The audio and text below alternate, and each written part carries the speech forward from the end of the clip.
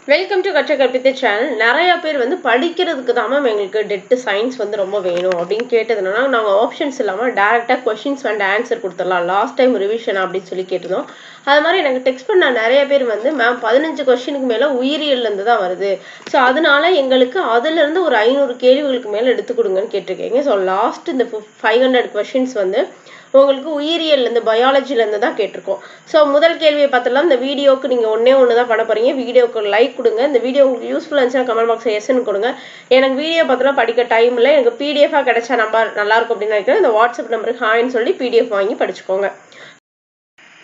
51வது கேள்வி, அலைநீளத்தின் எஸ்ஐ அலகு என்ன? இதற்கு சரியான விடை ஆப்ஷன் ஏ மீட்டர். அலைநீளத்தோட எஸ்ஐ அலகு மீட்டர். அடுத்து 52வது கேள்வி, ஹாலிவால் விண்மீன்கள் எத்தனை ஆண்டுக்கு ஒரு முறை தோன்றும்? இதற்கு சரியான விடை ஆப்ஷன் டி 76. 53வது கேள்வி, ஒரு வினாடி நேரத்தில் ஒளி அலை கடக்கும் தொலைவு டேஷ் எனப்படும். இதற்கு சரியான விடை ஆப்ஷன் பி திசைவேகம். ஒரு வினாடி நேரத்தில் ஒளி அலை கடக்கும் தொலைவு திசைவேகம். அடுத்து 54வது கேள்வி, ஒளியின் திசைவேகத்தின் எஸ்ஐ அலகு என்ன? இதற்கு சரியான ஆப்ஷன் டி மீட்டர் v -1. அடுத்து 55வது கேள்வி, அனைத்து விண்மீன்களும் எந்த வாயுவில் உள்ளன? இதற்கு சரியான விடை ஆப்ஷன் சி ஹைட்ரஜன்.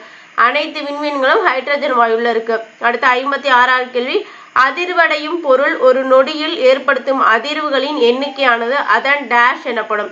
இதற்கு சரியான ஆப்ஷன் பி அதிர்வெண். அடுத்து 57வது கேள்வி, வீச்சானது எந்த ஆங்கில எழுத்தால் குறிப்பிடப்படுகிறது? இதற்கு சரியான விடை ஆப்ஷன் பி ஏ. 58வது கேள்வி, கோள்களின் மையத்தையும் சூரியனின் மையத்தையும் இணைக்கும் கற்பனை கோடு சமகாலங்களில் சம பரப்புகளை கடக்கிறது. இது கெப்லரின் எந்த விதி? இதற்கு சரியான ஆப்ஷன் பி 2வது விதி. அடுத்து 59, சூரிய குடும்பத்தில் மிக வேகமான தற்சுழற்சி கொண்ட கோள் எது?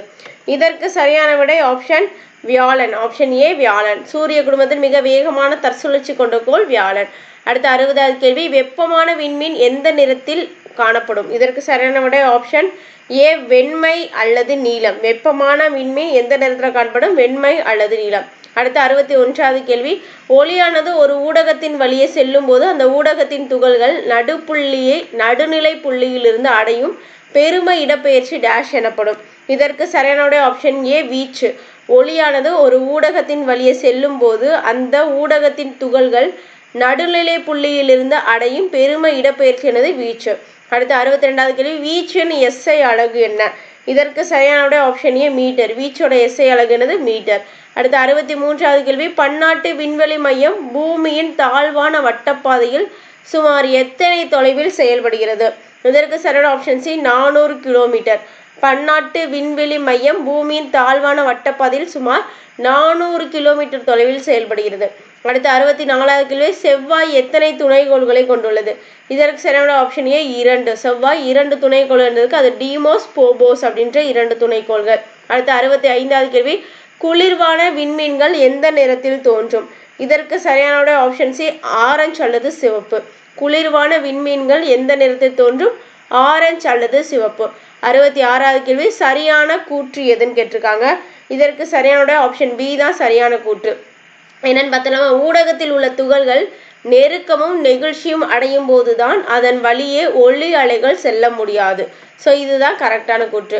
இந்த இடத்துக்கிட்ட தவறான கூற்றுன்னு வந்திருக்கணும். ஸோ இதுதான் தவறு. என்ன அப்படின்னா, செல்ல முடியும்னு இருக்கும், இதில் செல்ல முடியாதுன்னு இருக்கு, அவ்வளோதான். அப்போ சரியானது என்னன்னு பார்த்துருமா, முன்னும் பின்னும் அதிர்வுறும் ஒளியும் ஒரு நெட்டலையாகும். நெருக்கம் என்பது துகள்கள் அறிகுறியே இருக்கும் பகுதியாகும். நெகிழ்வு என்பது குறைந்த அழுத்த உள்ள பகுதியாகும். அடுத்து 67வது கேள்வி, பன்னாட்டு விண்வெளி மையத்தின் முதல் பகுதி எந்த ஆண்டு சுற்றுவட்ட பாதையில் நிலைநிறுத்தப்பட்டது? இதற்கு சரியான விடை ஆப்ஷன் சி 1998. பன்னாட்டு விண்வெளி மையத்தின் முதல் பகுதி எந்த ஆண்டு சுற்றுவட்ட பாதையில் நிலைநிறுத்தப்பட்டிருக்கு? 1998. அடுத்து 68வது கேள்வி, கெப்லரின் 3வது விதிப்படி எந்த 2 கோள்களுக்கு சுற்றுக்களங்களின் இரு மடிமகளின் விகிதம் சூரியனிலிருந்து அவற்றின் பாதி அளவு பேரச்சுகளின் எத்தனை மடங்கு விகிதத்திற்கு சமம்? இதற்கு சரியான விடை ஆப்ஷன் பி 3. அடுத்து 69வது கேள்வி, கோள்களிலேயே மிக பெரியது எதுன்னு கேட்டிருக்காங்க. இதற்கு சரியான விடை ஆப்ஷன் சி வியாழன். கோள்களில் மிக பெரியது வியாழன். புவியை விட 11 மடங்கு பெருசாம். 318 மடங்கு எடை கொண்டது எது? வியாழன். அடுத்து 70வது கேள்வி அங்கீகரிக்கப்பட்ட நட்சத்திரம் கூட்டங்கள் மொத்தம் எத்தனை? இதற்கு சரியான விடை ஆப்ஷன் டி 88. அங்கீகரிக்கப்பட்ட நட்சத்திர கூட்டங்கள் மொத்தம் எத்தனை? 88. அடுத்து 71 அதிநீள வட்டப்பாதையில் நம் சூரியனை சுற்றி வரும் தூசி மற்றும் பனி நிறைந்த பொருட்கள் எதுன்னு கேட்டிருக்காங்க. இதற்கு சரியான விடை ஆப்ஷன் பி வால் விண்மீன்கள். அதிநீள வட்டப்பாதையில் நம் சூரியனை சுற்றி வரும் தூசு மற்றும் பனி நிறைந்த பொருட்கள் என்னது? வால் விண்மீன்கள். அடுத்து 72வது கேள்வி ஒளியின் செரிமானமானது அல்லது எந்த அலகால் அளவிடப்படுகிறது? இதற்கு சரியான விடை option C decibel. Alexander Graham Bell என்பவரோட நினைவாக தான் இந்த பெயர் வழங்கப்பட்டிருக்கு. அடுத்து 73வது டேஷ் என்பது ஒரு ஒளியானது கனத்தா ஒளியின் பண்பாகும் கேட்டிருக்காங்க. இதற்கு சரியான விடை ஆப்ஷன் சி சுருதி. அடுத்து 74வது கேள்வி தொலைபேசியை கண்டுபிடித்தவர் யார்? இதற்கு சரியான விடை ஆப்ஷன் பி அலெக்சாண்டர் கிரஹாம்பல். தொலைபேசியை கண்டுபிடித்தவர் யார்? Alexander Graham Bell. அடுத்து 75வது கேள்வி அண்டத்தில் உள்ள அனைத்து அணுக்களையும் ஒன்று சேர்த்தால் தற்போது அண்டத்தின் எத்தனை சதவீதம் மட்டுமே வரும்? இதற்கு சரியான ஆப்ஷன் சி 4. அடுத்து 76வது கேள்வி செவ்வாய் ஒரு நாளின் அளவு என்ன? இதற்கு சரியான ஆப்ஷன் ஏ 24.62 மணி. செவ்வாயோட ஒரு நாளோட அளவு என்ன? 24.62 மணி. அடுத்து 77 ஒரே ஒரு அதிர்வெண்களை கொண்ட ஒளியானது டேஷ். இதற்கு சரியான விடை தோணி. டோன் சொல்லியிருப்பாங்க. ஒரே ஒரு அதிர்வெண்களை கொண்ட ஒளி என்னது? தோணி. அடுத்து 78வது கேள்வி கூற்று 1 ஒளியின் வேகமானது திடப்பொருளை விட வாயுவில் மிக குறைவாக இருக்கும். கூற்று 2 எந்த ஒரு ஊடகத்திலும் வெப்பநிலை அதிகரிக்கும் போது ஒளியின் வேகமும் அதிகரிக்கும். இதற்கு சரியான 1 2 சரி. அப்போ ரெண்டுமே கரெக்டு பார்த்துக்கோங்க. அடுத்து 79வது கேள்வி பன்னாட்டு விண்வெளி மையத்திற்கு மனிதர்கள் முதலில் சென்ற ஆண்டு ஆப்ஷன் ஏ 2000. 80வது கேள்வி அண்டத்தின் பெரும்பகுதி டேஷ் ஆக உள்ளது இருண்ட கோள். ஆப்ஷன் பி இருண்ட பொருள். அண்டத்தோட பெரும்பகுதி இருண்ட பொருளா இருக்கும். இருண்ட பொருள் அல்லது இருண்ட ஆற்றல் அப்படின்னு கொடுக்கலாம் ஆப்ஷன்ல. அப்போ 81வது கேள்வி பாருங்க எந்த கோள்களின் நிலவான கானிமீடு என்ற நிலவுதான் சூரிய மண்டலத்திலே மிகப்பெரிய நிலவாகும்? இதற்கு விடை ஆப்ஷன் டி வியாழன். இதற்கு 3 வளையங்களும் 65 நிலவுகளும் உள்ளன. அடுத்து 82வது கேள்வி சிறு கோள்களில் மிக பெரியது எது? இதற்கு சரியான விடை ஆப்ஷன் சி செராஸ். சிறு கோள்களே மிக பெரியது செராஸ். இது விட்டம் 946 கிலோமீட்டர் ஆகும். அடுத்து 83 பன்னாட்டு விண்வெளி மையத்தில் பயன்படுத்தப்படும் நீர் சுத்திகரிப்பு முறை எந்த நாட்டில் பயன்படுத்தப்பட்டது? இதற்கு சரியான விடை ஆப்ஷன் ஏ ஈராக். பன்னாட்டு விண்வெளி மையத்தில் பயன்படுத்தப்படும் நீர் சுத்திகரிப்பு முறை எந்த நாட்டில் பயன்படுத்தப்படுது? ஈராக். அடுத்து 84வது கேள்வி வளையங்களுக்கு பெயர் போன சனிக்கோள் எந்த நிறத்தில் காணப்படுகிறது? இதற்கு சரியான ஆப்ஷன் டி மஞ்சள். வளையங்களுக்கு பெயர் போன சனிக்கோள் எந்த நிறத்துல இருக்கு? மஞ்சள் நிறத்துல இருக்கு. அடுத்து 65 யுரேனஸ் ஒரு நாளின் அளவு என்ன? இதற்கு சரியான ஆப்ஷன் சி 17 மணி நேரம். யுரேனஸ் ஒரு நாளோட அளவு 17 மணி நேரம். சனி அப்படின்றது 10.23 மணி. ஓகேவா? யுரேனஸ் அப்படின்றது 17 மணி நேரம். சனின்றது 10.23 மணி. 86வது கேள்வி இரண்டாவது பெரிய வாயு கோளம் எதுன்னு கேட்டிருக்காங்க. ஆப்ஷன் சி சனி. இரண்டாவது பெரிய வாயு கோளம் எது? சனி. அடுத்து 87வது கேள்வி நிக்கல் வேகம் என்ன? இதற்கு சரியான ஆப்ஷன் சி 60-40 அப்படின்னு ஞாபகம் வச்சுக்கோங்க. மீவி -1. அடுத்து 88 பித்தாளையோட வேகம் என்ன? இதற்கு சரியான 4700. அடுத்து 89 நீர் கடல் நீரோட வேகம் என்னன்னு கேட்டிருக்காங்க. இதற்கு விடை 15-31. கடல் நீரோட 15-31. 90 பூமி ஒரு நாளின் அளவு என்ன? ஒரு நாளோட பூமியோட அளவு என்ன அப்படின்னு கேட்டிருக்காங்க. இதற்கு சரியான விடை ஆப்ஷன் பி 23.93 மணி நேரம். அடுத்து 91வது கேள்வி கண்ணாடியோட வேகம் என்னன்னு கேட்டிருக்காங்க.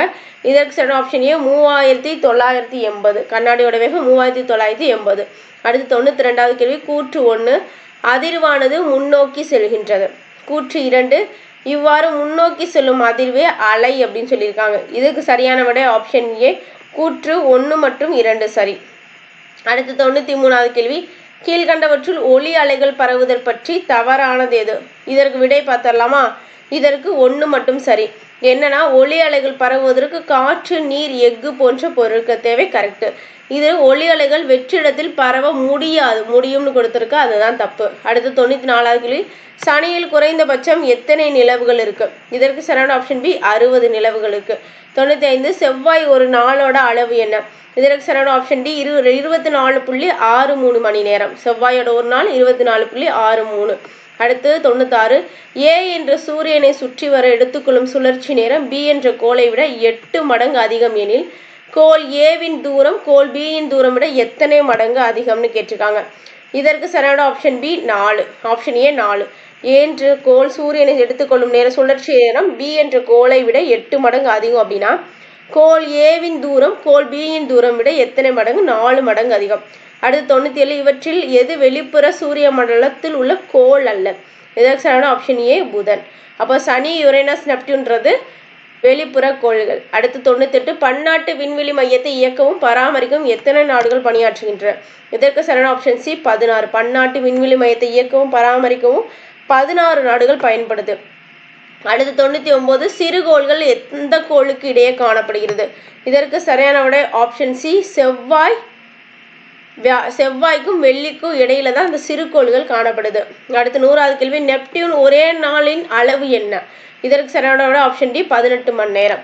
ஸோ இதுக்கு பின்னாடி ஒன்வேர்டான ஒரு 50 கேள்வி வருது. இந்த வீடியோ யூஸ் பண்ணலாம் இருந்துச்சுன்னா லைக் பண்ணுங்க. நன்றி. ஊறுகாயில் எந்த அமிலம் இருப்பதால் அதை நீண்ட நாட்கள் கெட்டு போகாமல் உள்ளன? ஊறுகாயில எந்த அமிலம் இருக்கிறதுனால அது நீண்ட நாள் கெட்டு போகாமல் இருக்கு அப்படின்னா வினிகர், அசிட்டிக் அமிலம் அல்லது பென்சாயிக் அமிலம் அப்படின்னு சொல்லலாம். வினிகர் அல்லது பென்சாயிக் அமிலம். அடுத்து 2வது கேள்வி பாக்டீரியா, சயோனா பாக்டீரியா மற்றும் மைக்கா பிளாஸ்மா போன்ற உயிரினங்கள் உட்கரு காணப்படுவதில்லை. எனவே இவ்வுயிரினங்கள் எவ்வாறு அழைக்கப்படுகின்றன? இதற்கு விடை ப்ரோகிரியாட்டிக்கல். பாக்டீரியா, சயோனா பாக்டீரியா, மைக்கா பிளாஸ்மா போன்ற உயிரினங்கள் உட்கரு காணப்படுவதில்லை. எனவே இது எவ்வாறு அழைக்கப்படுது? ப்ரோகிரியாட்டிக்கல் அப்படின்னு அழைக்கப்படுது.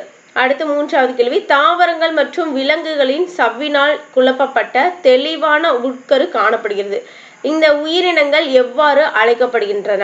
இதற்கு சரியான யூக்ரியாட்டிக்கல் அப்படின்னு அழைக்கப்படுது. தாவரங்கள் மற்றும் விலங்குகளின் சவ்வினால் சூழப்பட்ட தெளிவான உட்கரு காணப்படுகிறது. இந்த உயிரினங்கள் எவ்வாறு அழைக்கப்படுது? யூக்ரியாட்டிக்கல் அப்படின்னு அழைக்கப்படுது. அடுத்து 4வது கேள்வி சில உயிர்களின் உடலானது ஒரு செல்லை கொண்டுள்ளதால் அவை எவ்வாறு அழைக்கப்படுகின்றன? இதற்கு சரியான ஆப்ஷன் ஒரு செல் உயிரினங்கள். சில உயிர்களின் உடலானது ஒரு செல்லை கொண்டுள்ளதால் அவை எவ்வாறு அழைக்கப்படுகிறது? ஒரு செல் உயிரினங்கள். அடுத்து 5வது கேள்வி ஒரு செல் உயிரினங்களுக்கான எடுத்துக்காட்டு எது? இதற்கு சரியான ஈஸ்ட் அமீபா. ஈஸ்டும் அமீபாவும் ஒரு செல் உயிரினங்களுக்கான எடுத்துக்காட்டு. அடுத்து 6வது கேள்வி மனிதன், விலங்குகள் மற்றும் தாவரங்கள் போன்ற பெரிய உயிரினங்கள் பல செல்களை கொண்டுள்ளதால் இவை எவ்வாறு அழைக்கப்படுகிறது? இதற்கு சரியான விடை ஆப்ஷன் பல செல் உயிரினங்கள், மல்டி செல்லுலார் ஆர்கனிசம் அப்படின்னு சொல்லியிருக்காங்க.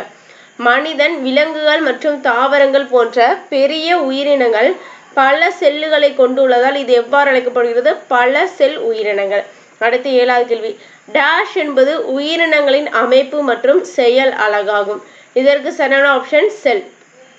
செல் அப்படின்றது உயிரினங்களின் அமைப்பு மற்றும் செயல் அலகு. அடுத்து 8வது கேள்வி உயிரினங்களின் கட்டுமான அலகுகள் எது? இதற்கு சரியான ஆப்ஷன் செல்.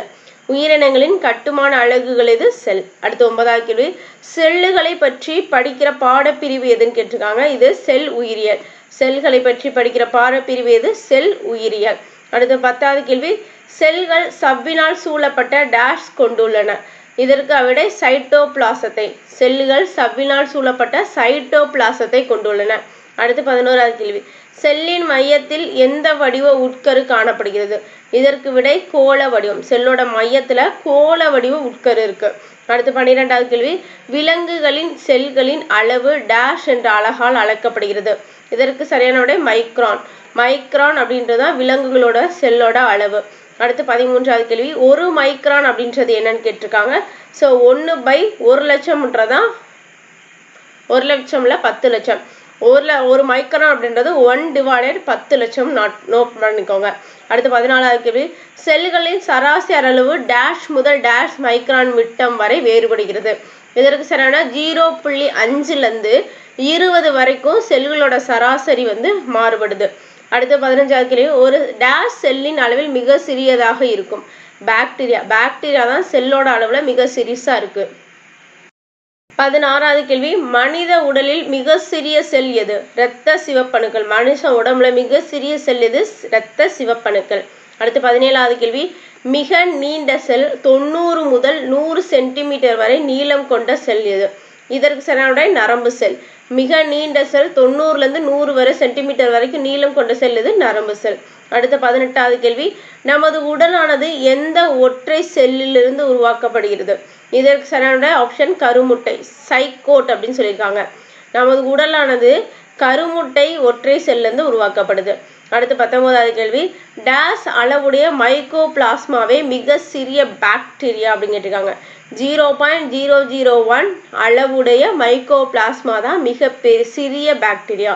அடுத்து 20வது கேள்வி, ஒரு குறிப்பிட்ட பணியை ஒருங்கிணைந்து செய்கின்ற ஒரே மாதிரியான அமைத்து கொண்ட செல்களின் தொகுப்பே டேஷ் எனப்படும் திசுக்கள்.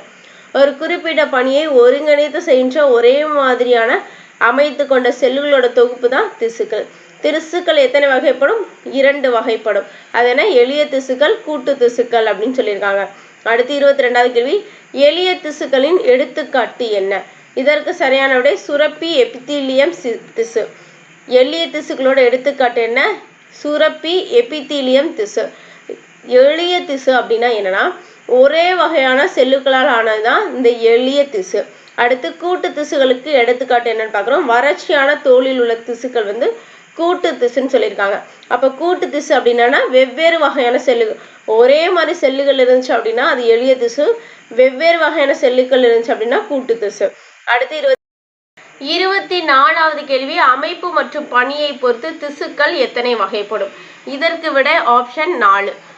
அமைப்பு மற்றும் பணியை பொறுத்து திசுக்கள் எத்தனை வகைப்படும்? 4 வகைப்படும். அடுத்து 25வது கேள்வி, 2 அல்லது அதற்கு மேற்பட்ட திசுக்களால் ஆக்கப்பட்ட ஒவ்வொரு குறிப்பிட்ட பணியை செய்யக்கூடிய அமைப்பு டேஷ் எனப்படும். இதற்கு விடை உறுப்பு. 2 அல்லது அதற்கு மேற்பட்ட திசுக்களால் ஆக்கப்பட்ட ஒவ்வொரு குறிப்பிட்ட பணியை செய்யக்கூடிய அமைப்பு என்னது? உறுப்பு. அடுத்து 26வது கேள்வி, கண்ணின் முன்பகுதியில் அமைந்துள்ள பின் கண்களின் வரும் உருவாக்கும் டேஷ் ஆகும். படலம். இது தப்பா இருக்கு. கண்களின் வரும் கண்ணின் முன்பகுதியில் அமைந்துள்ள பின் கண்களை உருவாக்கும் டேஷ் படலம். 27வது கேள்வி, கண்ணின் நிறமுள்ள பகுதியை உருவாக்கும் நரம்புகள் வந்து என்ன? திசு படலம். கண்ணின் நிறமுள்ள பகுதியை உருவாக்கும் நரம்பு என்ன சொல்றாங்க? திசு படலம்னு சொல்லியிருக்காங்க. 28வது கேள்வி, லென்ஸுக்கும் விழி வெண்படலத்துக்கும் இடையே நிரம்பி உள்ள திரவம் எது? இதுக்கு சரியான விட அக்குவஸ் திரவம். லென்ஸுக்கும் விழி வெண்படலத்துக்கும் இடையே உள்ள திரவம் எது? அக்குவஸ் திரவம். அடுத்து 29வது கேள்வி, ஓய்வு நிலையில் உள்ள ஒரு வளர்ந்த மனிதன் சராசரியாக நிமிடத்திற்கு எத்தனை முறை மூச்சை உள்ளிழுத்து வெளியிடுகிறான்? 15லேருந்து 18 முறை. ஓய்வு நிலையில் உள்ள ஒரு மனுஷன் வளர்ந்த மனுஷன் சராசரியா ஒரு நிமிடத்திற்கு எத்தனை முறை மூச்சை உள்ளிழுத்து வெளியே விடுறாரு? 15 to 20, 18. அதை கடுமையா உடற்பயிற்சி செய்யற ஒரு மனுஷன் எத்தனை முறைக்கு மேல மூச்சு விடுறாங்க அப்படின்னா 25. ஸோ நோட் பண்ணிக்கோங்க. அதான் அடுத்தடுத்து கொடுத்துருக்கேன். அடுத்து 31, காற்று நுண்ணறைகள் டேஷ் மற்றும் டேஷ் வாயு பரிமாற்றத்திற்கு உதவுகிறது. Oxygen, carbon di oxide. காற்று நுண்ணறைகள் டேஷ் மற்றும் டேஷ் வாயு பரிமாற்றத்திற்கு உதவுகின்றது. Oxygen, carbon di oxide. அடுத்து 32வது கேள்வி, காற்றை நுரையீரலுக்குள் எடுத்துக்கொள்ளும் நிகழ்வு டேஷ் எனப்படும். இதற்கு உள் சுவாசம். காற்றை நுரையீரலுக்குள் எடுத்து செல்ற நிகழ்வு என உள் சுவாசம். 33வது கேள்வி, டேஷின் போது மார்பெலும்பு மேல் நோக்கியும் வெளிநோக்கியும் தள்ளப்படுவதோடு உதரவிதானம் கீழ் நோக்கி இழுக்கப்படுகிறது. உட்சுவாசத்தின் போதுதான் மார்பெலும்பு மேல் நோக்கியும் வெளிநோக்கியும் தள்ளப்படுவதோடு உதரவிதானம் கீழ் நோக்கி இழுக்கப்படுது. அடுத்து 34வது கேள்வி, நுரையீரலிலிருந்து காற்றை வெளியேற்றும் நிகழ்வு டேஷ் எனப்படும். இதற்கு சரியான விடை வெளி சுவாசம். நுரையீரலிலிருந்து காற்றை வெளியேற்றும் நிகழ்வு வெளி சுவாசம். அடுத்து வெளி சுவாசத்தின் போது எதை காற்றை அதிக விசையுடன் வெளித்தள்ளுகின்றது? நுரையீரல். இரத்தத்தில் உள்ள ஹீமோகுளோபின் ஆக்சிஜனுடன் இணைந்து டேஷ் ஆக மாறுதுன்னு கேட்டிருக்காங்க. இதற்கு விடை ஆக்சிக் ஹீமோகுளோபின். இரத்தத்துடன் ஹீமோகுளோபின் ஆக்சிஜனுடன் இணையும் போது இது உருவாகுது. அடுத்து 37வது கேள்வி, ஒரு உயிரினம் வாழ்வதற்காக எவ்வாறு உயிர் மூலக்கூறுகள், செல்கள், திசுக்கள், உறுப்புகள் மற்றும் உறுப்பு மண்டலங்கள் இணைந்து செயல்படுகின்றனவோ அதுவே டேஷ் எனப்படும். உடல் செயலி செயல்பாடு. ஒரு உயிரினம் வாழ்வதற்காக எவ்வாறு உயிர் மூலக்கூறுகள், செல்லுகள், திசுக்கள், உறுப்புகள் மற்றும் உறுப்பு மண்டலங்கள் இணைந்து செயல்படுதோ அதுதான் உடல் செயலியல் செயல்பாடு. அடுத்து 38வது கேள்வி, அதிக செறிவு உடைய பகுதியிலிருந்து குறைந்த செறிவு உடைய பகுதிக்கு மூலப்பொருளாக தானாக இடப்பெயர்ச்சி அடைவது பரவல். அதிக செறிவுடைய பகுதியிலிருந்து குறைந்த செறிவுடைய பகுதிக்கு மூலப்பொருட்கள் தானாக இடம்பெயர்ச்சி அடைவது பரவல். அடுத்து 39வது கேள்வி, நீர்த்த கரைசலில் இருந்து செறிவு மிக்க கரைசலுக்கு கரைப்பான் மூலப்பொருட்கள் அரை கடத்தி அல்லது தேர்வு கடத்தி சவ்வின் வழியே இடப்பெயர்ச்சி அடையும் நிகழ்ச்சி சவ்வீடு பரவல். நீர்த்த கரைசலிலிருந்து செறிவு மிக்க கரைசலுக்கு கரைப்பான் மூலக்கூறுகள் அரை கடத்தி அல்லது தேர்வு கடத்து சவ்வின் வழியே இடப்பெயர்ச்சி அடையும் நிகழ்ச்சி சவ்வீடு பரவல். அடுத்து 40வது கேள்வி, செல்லின் உட்புற கரைசலில் செறிவு வெளிப்புற கரைசலின் செறிவு ஒரே மாதிரியாக இருப்பது ஒத்த செறிவு கரைசல். செல்லின் உட்புற கரைசலோட செறிவும் வெளிப்புற கரைசலோட சரிவும் ஒரே மாதிரியா இருக்கிறது ஒத்த செறிவு கரைசல். 41வது கேள்வி, செல்லின் வெளியில் உள்ள கரைசலில் செறிவு உள்ள கரைசலில் செறிவை விட குறைவு. ஆனால் வெளியிலிருந்து நீரானது செல்லின் உள்ளே செல்கிறது. இது குறை செறிவு கரைசல். அடுத்து 42வது கேள்வி, செல்லின் வெளியே உள்ள கரைசலில் செறிவு உள்ள கரைசலின் செறிவை விட அதிகம். இதனால் நீர் ஆனது செல்லை விட்டு வெளியேறுகிறது. இது டேஷ். இது அதிக செறிவு கரைசல் வரும், நோட் பண்ணிக்கோங்க. அடுத்து 43வது கேள்வி, என்ற சொல்லானது எந்த ஆண்டு ஹோலர் என்பவர் அறிமுகப்படுத்தப்பட்டது? இதற்கு சரியான விடை ஆப்ஷன் 1902.